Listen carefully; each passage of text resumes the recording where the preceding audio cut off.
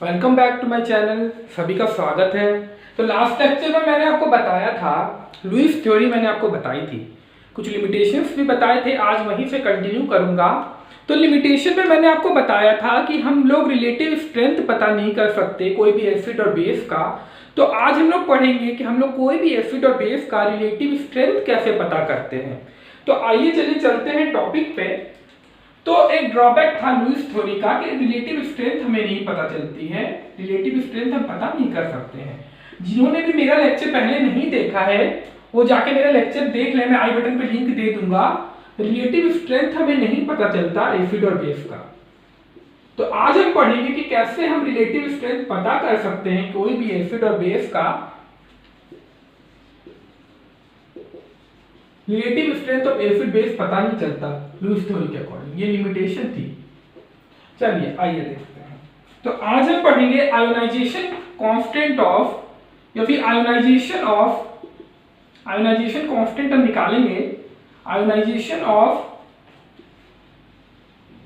Acid in water. चलिए एक equation लिखते हैं, ध्यान से देखिएगा समझिएगा। एक इक्वेशन लिखते हैं, एसिटिक एसिड को जब हम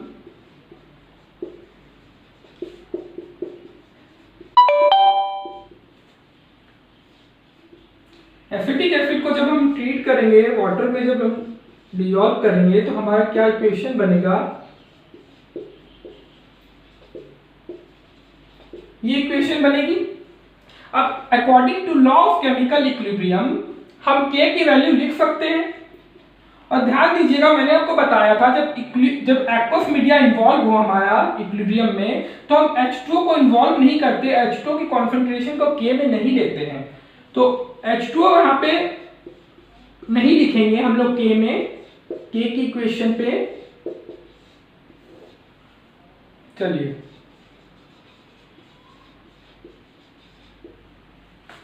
H2O को एक सपोज कीजिए अभी लिख लेते हैं, फिर बाद में क्या होगा जब H2O इधर जाएगा तो K इंटू H2O होगा, जो हमारा एक नया कांस्टेंट बनता है जिसको हम लोग बोलते हैं Ka। K is known as ionisation constant. K को आयोनाइजेशन कांस्टेंट बोलते हैं, एसिड का आयोनाइजेशन कांस्टेंट है। तो K की वैल्यू हम लोग लिख सकते हैं यहाँ पे, Ka equals to CH3O minus hydrogen ion. मैंने आपको बताया था कि H पॉजिटिव ऐसे एग्जिस्ट नहीं करता, इसलिए H3O पॉजिटिव के फॉर्म में वो मिलेगा हमें। चलिए ये इक्वेशन हमारी होती है Ka की। अब एक चीज बताइए, यहाँ पे मैंने आपको बताया था कि रिलेटिव स्ट्रेंथ पता नहीं कर सकते। यहाँ पे देखिए K की वैल्यू जितनी ज्यादा होगी हाइड्रोनियम आयन की कॉन्सेंट्रेशन उतनी ही ज्यादा होगी, क्योंकि ये डायरेक्टली प्रोपोर्शनल है यहाँ पे। तो अगर K की वैल्यू गिवन है, कोई भी एसिड की अगर एक्सपेरिमेंटली हम फाइंड कर ले Ka की वैल्यू, तो हम पता कर सकते हैं कि कौन सा एसिड ज्यादा स्ट्रॉन्ग है, कौन सा ज्यादा वीक है। तो देखिए larger the value of K higher will be the concentration of H3O positive, hydronium ion की कॉन्सेंट्रेशन ज्यादा होगी। इसका मतलब है stronger will be the acid. तो K से हम लोग पता कर सकते हैं, अगर हमारा ज्यादा होगा तो इसका मतलब है कि H3O पॉजिटिव हाइड्रोनियम आयन की कॉन्सेंट्रेशन भी ज्यादा है, तो हमारा स्ट्रॉन्ग एसिड होगा, मतलब एसिड हमारा ज्यादा स्ट्रॉन्ग होगा कंपेयर टू अगर दो K की वैल्यू दी हुई है Ka1 और Ka2। इसमें से क्या है कि जो भी K की वैल्यू ज्यादा होगी, सपोज करो Ka1 अगर हमारा ज्यादा है तो Ka1 वाला एसिड हमारा ज्यादा स्ट्रॉन्ग होगा, तो स्ट्रॉन्गर विल बी एसिड। ये कंसेप्ट यहाँ पे आता है। अब आगे बढ़ते हैं, अगर K की वैल्यू गिवन है हमें, तो हम यहाँ पे अल्फा कैलकुलेट कर सकते हैं, अल्फा की वैल्यू हम कैलकुलेट कर सकते हैं। देखिए इसी इक्वेशन पे मैं कैलकुलेट करूंगा, जैसे हमने ऑफर डाइल्यूशन लॉ किया था कैलकुलेट। इनिशियल कॉन्सेंट्रेशन इसकी C मान लेते हैं, इसकी 0 मान लेते हैं। इक्विलिब्रियम पे क्या होगा, इक्विलिब्रियम पे C माइनस अल्फा हो जाएगा। ये तो मैंने पहले लेक्चर में बताया इंट्रोडक्शन पार्ट में, जिन्होंने लेक्चर नहीं देखा है वो जाके देख लीजिएगा। ये भी C अल्फा बनेगा और ये भी C अल्फा होगा। चलिए अब इनकी इक्वेशन पुट करते हैं। मैं देखिए इक्विलिब्रियम पे बात कर रहा हूँ, ये इनिशियल कॉन्सेंट्रेशन है और ये हमारी इक्विलिब्रियम पे है। चलिए अब लिखते हैं हम लोग K में पुट करते हैं। अगर K में अगर पुट किया जाए इसकी कॉन्सेंट्रेशन तो सी अल्फा, H3O पॉजिटिव की भी सी अल्फा है, और इसकी कितनी है, सी को कॉमन ले लीजिए बाहर तो क्या होगा 1 माइनस अल्फा। और मैंने आपको बताया था ये वीक इलेक्ट्रोलाइट है, एसिटिक एसिड हमारा वीक है, तो 1 माइनस अल्फा को हम लोग 1 के बराबर ले लेते हैं क्योंकि अल्फा बहुत छोटा होता है। अल्फा छोटा होने की वजह से 1 माइनस अल्फा को 1 ले लिया जाता है। तो यहाँ पे जब के की इक्वेशन लिखेंगे तो C square alpha square by C, 1 minus alpha को 1 ले लिया हमने, सी से सी कैंसिल हो गया, तो अल्फा की वैल्यू हो जाएगी के ए बाई सी। देखिए अगर के की वैल्यू नोन है तो हम अल्फा की वैल्यू निकाल सकते हैं, यहाँ पे अल्फा की वैल्यू हम निकाल सकते हैं के की हेल्प से। तो ये तो ऑक्सफोर्ड डाइल्यूशन लॉ में भी आया था। तो ये इक्वेशन 1 है, ये इक्वेशन 2 है, बहुत इंपॉर्टेंट इक्वेशन है ये सब। न्यूमेरिकल पार्ट की तरफ हम बढ़ रहे हैं, आज से हमारे न्यूमेरिकल पार्ट स्टार्ट हो जाएगा। और देखिए अगर अल्फा नोन है तो हम हाइड्रोजन आयन की मतलब H पॉजिटिव की हाइड्रोनियम आयन की कॉन्सेंट्रेशन भी निकाल सकते हैं। कितनी होगी आप ही बताइए। यहाँ पे देखिए इक्विलिब्रियम पे कितनी है कॉन्सेंट्रेशन, हाइड्रोनियम आयन की कॉन्सेंट्रेशन कितनी है इक्विलिब्रियम पे, सी अल्फा। सी हमारा नोन है, इनिशियल कॉन्सेंट्रेशन है, अल्फा हम यहाँ से निकाल लेंगे। तो जब अल्फा निकाल लिए हो तो हाइड्रोजन आयन की कॉन्सेंट्रेशन मतलब हाइड्रोनियम आयन की कॉन्सेंट्रेशन भी तुम फाइंड कर सकते हो। तो देखिए एक इक्वेशन से हमें के की वैल्यू मिल गई है, के से हमें अल्फा मिल गया है, अल्फा से हमें हाइड्रोजन आयन की कॉन्सेंट्रेशन मिल गई है। तो इस तरीके से आप पता कर सकते हो कोई भी एसिड और बेस का, कोई भी एसिड का स्ट्रेंथ आप पता कर सकते हो कि कौन सा एसिड कितना वीक है, कौन सा कितना स्ट्रॉन्ग है। चलिए ये तो बात हो गई है कि वीक एसिड की बात कर रहा हूं। मैं स्ट्रॉन्ग एसिड की अगर बात करता हूं तो मैंने आपको बताया है स्ट्रॉन्ग एसिड तो हमारा कंप्लीटली आयोनाइज हो जाता है वाटर में। तो अगर सपोज करो अगर हम HCl लिखते हैं, HCl अगर हम लिखते हैं यहाँ पे तो ये इक्वेशन हमारी बनती है। तो जितना हमारा HCl होगा उतना ही हमारा हाइड्रोनियम आयन की कॉन्सेंट्रेशन होगी यहाँ पे, क्योंकि हमारा कंप्लीटली आयोनाइज हो गया ना। यहाँ पे ये रिएक्शन देखो एक ही एरो दिया है मैंने, ये इक्विलिब्रियम नहीं बनता यहाँ पे, मैंने बताया था। तो जितनी हमारी कॉन्सेंट्रेशन एसिड की होगी इनिशियली उतनी ही हमारा हाइड्रोनियम आयन का भी फॉर्मेशन होगा। इसीलिए वीक एसिड की बात करते हैं यहाँ पे, स्ट्रॉन्ग एसिड की बात नहीं करते हैं।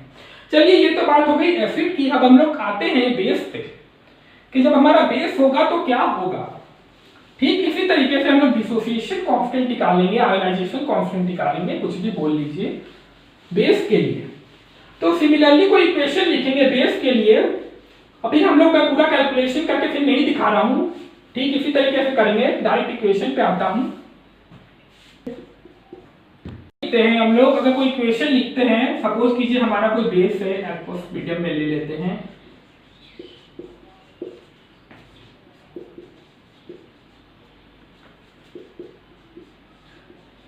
ये इक्वेशन बनेगी हमारी। तो ठीक उसी तरीके से इसकी भी के की वैल्यू लिखेंगे, के की वैल्यू लिखेंगे, बट यहाँ पे हमारा क्या होगा के भी आ जाएगा क्योंकि हम बेस की बात कर रहे हैं। फिर इक्वेशन उसी तरीके से होगी, ये इक्वेशन हमारी फॉर्म होगी। यहाँ पे हम लोग हाइड्रोनियम आयन ले लेके हाइड्रोक्सिल आयन लेंगे क्योंकि बेस की बात कर रहे हैं। ये इक्वेशन हमारी बनेगी केबी की। ठीक उसी तरीके से आप अल्फा की वैल्यू भी निकालोगे, अल्फा की वैल्यू होगी हमारी KB by root under KB by C. ठीक उसी तरीके से तुम OH माइनस की कॉन्सेंट्रेशन, हाइड्रोक्सिल आयन की कॉन्सेंट्रेशन भी निकाल सकते हो। OH माइनस की कॉन्सेंट्रेशन तुम्हारी सी अल्फा होगी। तो हम लोग ऐसे पता कर सकते हैं, अगर केबी मान लो, ठीक वही कंसेप्ट यहाँ पर भी एप्लीकेबल होगा। अगर केबी हमारा ज्यादा है, केबी अगर हमारा ज्यादा है इसका मतलब हाइड्रोक्सिल आयन की कॉन्सेंट्रेशन ज्यादा है, मतलब more stronger will be the base. के हायर होगा, जितना के हायर होगा OH माइनस की कॉन्सेंट्रेशन उतनी ही ज्यादा होगी, उतना ही बेस हमारा स्ट्रॉन्ग होगा, stronger will be the base.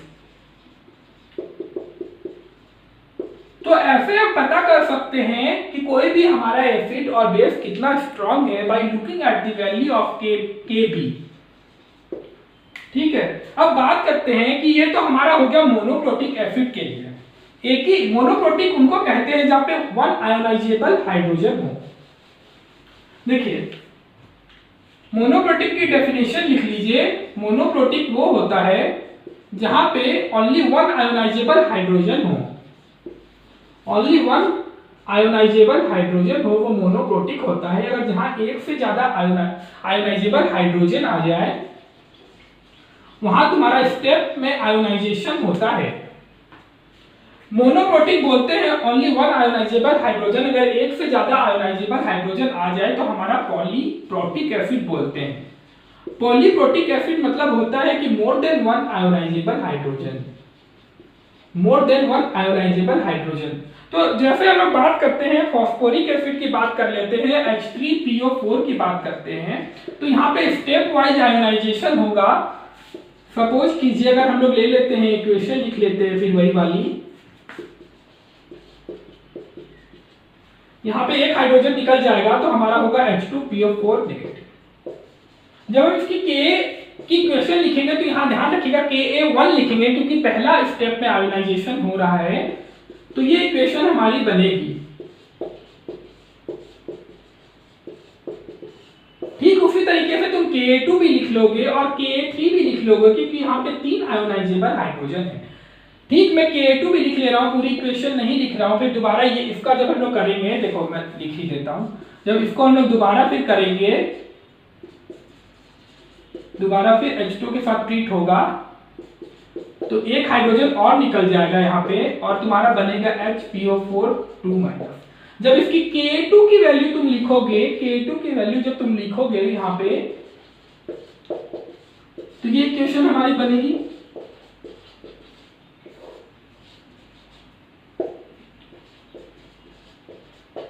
देखो देखने वाली बात ये है कि वैसे सिमिलरली तुम K3 लिख लेना, तो मैं बताना ये चाहता हूं कि K1 और K2 और K3 में हमारा K1 बड़ा होगा K2 से और Ka3 सबसे छोटा होगा, वो मैं बताना चाहता हूं यहाँ पे आप लोगों को। क्यों ऐसा मैं बोल रहा हूं कि देखो यहाँ पे क्या होगा कि H पॉजिटिव निकलना, यहाँ पे जो H पॉजिटिव निकल रहा है वो न्यूट्रल मॉलिक्यूल से निकल रहा है, न्यूट्रल से निकल रहा है, बट यहाँ पे देखो एक आयन से H पॉजिटिव निकलेगा, तो आयन से H पॉजिटिव निकालना बहुत मुश्किल है क्योंकि electrostatic force of attraction strong हो जाती है। ठीक, अगर हम बात करें यहाँ पे 2 नेगेटिव चार्ज है तो यहाँ से हाइड्रोजन निकालना और भी टफ है, और भी डिफिकल्ट है। इसीलिए मैं बोल रहा हूँ क्योंकि अगर डिफिकल्ट होगा तो H3O पॉजिटिव की कॉन्सेंट्रेशन कम हो जाएगी तो Ka2 हमारा छोटा होगा क्योंकि डायरेक्टली प्रोपोर्शनल है। इसीलिए मैं बोल रहा हूँ कि कोई भी आयोनाइजेशन कांस्टेंट की वैल्यू दी हुई है तो उसकी पहली वाली वैल्यू हमेशा ज्यादा होगी, चाहे कोई भी कंडीशन दी हुई हो, पहली वाली वैल्यू हमेशा ज्यादा होगी, फिर उसके बाद वाली और फिर उसके बाद वाली। यही कंसेप्ट के लिए मैंने आपको ये बताया था। ठीक, हम लोग अगर बेस की बात करते हैं, अगर मान लो कि अगर हम लोग बेस की बात करते हैं तो फेरिक ट्राईहाइड्रोक्साइड ले लेते हैं, तो यहाँ पर भी ठीक उसी तरीके से KB1, KB2 और KB3 लिखेंगे और KB1 जब हमारा वैल्यू ज्यादा होगा कंपेयर टू KB3, KB1 हमारा ज्यादा होगा compare to KB2 compare to KB3। ठीक है, ये बात हो गई हमारी, ये कॉन्सेप्ट यहाँ पे खत्म होता है, इसका न्यूमेरिकल हम अगले लेक्चर में करेंगे। तो उसके पहले एक बात कर लेता हूँ, कॉमन आयन इफेक्ट की बात कर लेता हूँ, इंपॉर्टेंट है। अभी मैं थोड़ा सा उसके बारे में बता रहा हूँ, फिर मैं और डिटेल में बात करूंगा जब मैं आपको कॉमन आयन इफेक्ट पढ़ाऊंगा। सॉल्युबिलिटी इफेक्ट जब मैं पढ़ाऊंगा आप लोगों को, सॉल्युबिलिटी इक्विलिब्रियम पढ़ाऊंगा, तब मैं ज्यादा बात करूंगा। अभी थोड़ा सा बात कर लेता हूँ। कॉमन आयन से पता तो चल रहा होगा कि मैं क्या बात करने वाला हूँ। अगर कॉमन आयन इफेक्ट की बात करते हैं, कॉमन आयन इफेक्ट की बात करते हैं तो नाम से पता तो चल रहा होगा। देखो हम लोग यहाँ पे क्या करते हैं, हम लोग कोई सॉल्यूशन है, मान लो एसिड है हमारे पास, वीक एसिड की बात कर रहा हूं मैं, ध्यान रखना। अगर कोई हमारी एसिड दी हुई है, एसिड का सॉल्यूशन दिया हुआ है, अगर यहाँ पे हम स्ट्रॉन्ग इलेक्ट्रोलाइट ऐड कर दें, अगर बाहर से यहाँ पे स्ट्रॉन्ग इलेक्ट्रोलाइट ऐड कर दे, सपोज तुम यहाँ पे ऐड कर दोगे सोडियम एसीटेट को, तुम अगर ऐड कर दोगे तो भैया हम जानते हैं कि सोडियम एसीटेट तो हमारा बहुत स्ट्रॉन्ग इलेक्ट्रोलाइट में आता है, पूरा का पूरा डिकम्पोज हो जाएगा। अगर जब डिकम्पोज होगा, ये पूरा का पूरा आयोनाइज होगा, तो हमारा ये होगा, ये इक्वेशन बनेगी। अब भैया एक चीज गौर करो, यहाँ पे एक चीज गौर करना, यहाँ पे कॉमन आयन से समझ में तो आ रहा होगा कि एसीटेट आयन हमारा यहाँ पे कॉमन हो गया। एक एसिड की सॉल्यूशन है, बाहर से तुम ला के बाहर से तुम लाके सोडियम एसीटेट को डाल दे रहे हो, ऐसा रिएक्शन कुछ इस तरीके का रिएक्शन हो रहा है, तो देखो हमारा जो कॉमन आयन है एसीटेट आयन वो हमारा कॉमन हो गया। मैंने आपको केमिकल इक्विलिब्रियम में पढ़ाया था, ली-चार्टेरियस प्रिंसिपल के अकॉर्डिंग मैंने आपको बताया था कि जब हमारा एसीटेट आयन की कॉन्सेंट्रेशन बढ़ जाएगी तो अकॉर्डिंग टू ली-चार्टेरियस प्रिंसिपल ये अपने आप की कॉन्सेंट्रेशन को कम करना चाहेगा। और ये कॉन्सेंट्रेशन कम कब होगी ये बताना, ये कॉन्सेंट्रेशन कम कब होगी, ये इसकी कॉन्सेंट्रेशन तो तभी कम होगी ना जब ये रिएक्शन बैकवर्ड डायरेक्शन में चला जाए। मैंने आपको बताया था बहुत अच्छे से, मैंने ली-चार्टेरियस प्रिंसिपल पढ़ाया है केमिकल इक्विलिब्रियम में, जो नहीं देखे हैं जाके देख लीजिएगा। तो एसीटेट आयन की कॉन्सेंट्रेशन को कम करने के लिए ये रिएक्शन इधर शिफ्ट करेगा, और जब इधर रिएक्शन शिफ्ट करेगा तो वहां पे क्या होगा, डिग्री ऑफ डिसोसिएशन की वैल्यू कम होगी। अल्फा तो हमारा ऐसे ही कम होता है वीक एसिड के केस में, अगर ये रिएक्शन इधर शिफ्ट हो जाएगी तो अल्फा तो और हमारा लो हो जाएगा। मतलब यहाँ पे क्या हो रहा है, जब कॉमन आयन इफेक्ट का रोल क्या है, मतलब इसके कॉन्सिक्वेंसेस क्या है, ये देखो जब हम कॉमन आयन इफेक्ट डाल दे रहे हैं तो अल्फा की वैल्यू तुम्हारी और लो हो जा रही है। ठीक है, इसका यही इफेक्ट होता है कॉमन आयन इफेक्ट का, कि जब हम कॉमन आयन डाल रहे हैं यहाँ पे, कोई भी कॉमन आयन डाल रहे हैं तो अल्फा की वैल्यू हमारी और कम हो जाएगी, सप्रेस हो जाएगी यहाँ पे। ठीक उसी तरीके से अगर तुम कोई बेसिक सॉल्यूशन की बात करते हो, अगर मान लो अगर हम लोग बेस की बात करते हैं यहाँ पे, तो देखो ये इक्वेशन बनी, अब तुम इसमें डाल दो, तुम अगर इसमें ये डाल दोगे तो देखो हमारा आयन कॉमन हो गया, कॉमन होने की वजह से ये रिएक्शन हमारा इधर की शिफ्ट करेगा और अल्फा की वैल्यू फिर से एक बार कम हो जाएगी, अल्फा लो हो जाएगा। तो इसका यही रोल होता है कि हमारे अल्फा की वैल्यू को लो कर देता है ये। ठीक है, आज का लेक्चर हम यहीं पे खत्म करेंगे, अगले बार मैं कुछ न्यूमेरिकल्स लेके आऊंगा। तब तक के लिए अगर आपको लेक्चर पसंद आए तो आप लाइक कीजिएगा, सब्सक्राइब कीजिएगा और शेयर कीजिएगा, और फिर हम मिलते हैं अगले लेक्चर में जहां मैं आपको पढ़ाऊंगा पीएच स्केल के बारे में बताऊंगा, थोड़ा बहुत पीएच स्केल के बारे में बताऊंगा, न्यूमेरिकल पार्ट पे ज्यादा ध्यान दूंगा। तो अगले लेक्चर में मिलते हैं फिर।